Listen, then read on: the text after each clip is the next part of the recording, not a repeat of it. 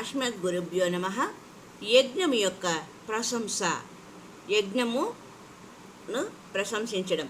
స్మృతి చాతుర్వర్ణ గృహస్థులకు, ముఖ్యముగా ద్విజులు అనగా బ్రాహ్మణులకు ఋషి యజ్ఞము అనగా ఋషి తర్పణము, దేవయజ్ఞము దేవతార్చన, 3 భూత యజ్ఞము వైశ్వాది దేవాదులు, 4 నృయజ్ఞము అనగా అతిథి పూజ భోజనాదులు, 5 పితృయజ్ఞము పితృతర్పణ శ్రాద్ధాదులు అను పంచమహాయజ్ఞములు అనునన్నింటినీ యథాశక్తిగా విధిగా ఆచరింపవలసినదే కానీ ఎప్పుడు కూడా విడువరాదని మనుస్మృతి వచనం.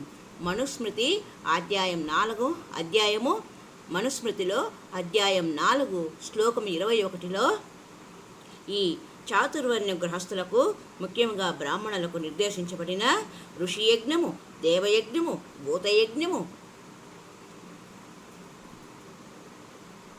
నృయజ్ఞము, పితృయజ్ఞము అను పంచమహాయజ్ఞములను యథాశక్తిగా ఆచరించాలని మనుస్మృతిలో అధ్యాయము 4వ అధ్యాయము 21 శ్లోకంలో ప్రత్యేకించబడినది. బ్రహ్మచారులకు సైతము నిత్యము అగ్నిసంధానము, సమిధాదానము, స్వాధ్యాయ రూపము బ్రహ్మయజ్ఞము నిత్య విధి. యాజ్ఞిక కార్యములలో చతుర్వేదములు యథోచితముగా ప్రయోగింపబడి తన్నిర్దేశక సూత్రములను విధి నిషేధపూర్వకముగా అనుష్ఠింపబడుటచే యజ్ఞము వేదధర్మ ప్రతిష్టాపనమునకు, వైదికీ సంస్కృతి పరిరక్షణ అందు అత్యంత ప్రధానాంగమనుట అతిశయోక్తిగా కానేరదు. పితృదేవ మనుష్యాణం వేద చక్షు సనాతనం అని మనువే స్వయముగా వెల్లడి చేయుట చేత ఇందులకు ప్రబల నిదర్శనము.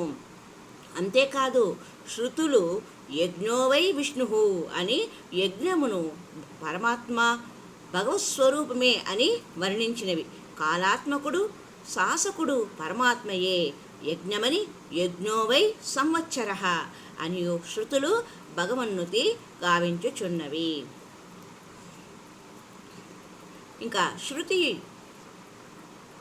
స్మృతి గురించి, స్మృతిలో యజ్ఞం యొక్క ప్రాశస్త్యమును తెలుసుకున్నాం. ఇప్పుడు శృతిలో పరమాత్మ యొక్క యజ్ఞం యొక్క ప్రాముఖ్యతను తెలుసుకుందాం. శృతిలో ఏం చెప్పబడిందంటే, పరమాత్మ యొక్క మనస్సంకల్పము యజ్ఞము నుండి చతుర్వేదములు 7 ఛందస్సులు ఉద్భవించినవని పురుష సూక్త మంత్రము వివరింపబడినది. తస్మాద్ యజ్ఞ సర్వహుతః రుచస్సామాని జగ్నిరే చందాంగసీ జగ్నిరే తస్మాద్యజుస్తస్మాద జయాతః. సకల జగత్కారణమైన బ్రహ్మము యొక్క విశ్వసిత రూపమున వేదములు ఉద్భవించుటచే వాటికి బ్రహ్మశబ్దమును వర్తించును. అట్టి వేదములను ధరించిన 4 ఋత్విజులచే క్రియాంశ నిరూపణము, ఫలప్రాప్తి నిరూపణము గావింపబడు ప్రధాన కర్మాంగము యజ్ఞమే కనుక దానిని నిర్వహించు యజుర్వేదము భిత్తిస్థానము పొందినది. తదంగ నిర్వాహకుడు అధ్వర్యుడు అయినాడు. వేదములలో ఋగ్వేదమే ప్రథమ స్థానము పొందినను యజుర్వేదము కర్మకాండ ప్రాధాన్యత పొందినది కావున ఋక్ సామములకు ఇది ఉపజీవ్యమని సాయణాచార్యులు వివరించి ఉండుట కర్మకాండ వైశిష్ట్యమునకు దృష్టాంతము.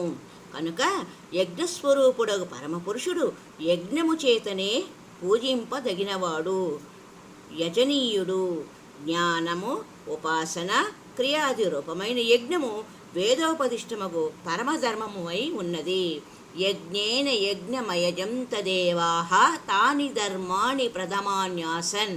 శ్రీకృష్ణుడు అర్జునునికి యజ్ఞబాహుల్యమును వాటి బహుముఖత్వమును వివరించు సందర్భమున ద్రవ్యయజ్ఞ, స్తపోయజ్ఞా, ధ్యానయజ్ఞా తదాపరే స్వాధ్యాయ జ్ఞానయజ్ఞాశ్చ యతయః సంసితవ్రతాః అని యజ్ఞబాహుల్యమును విస్తారత్వమును వివరించినాడు.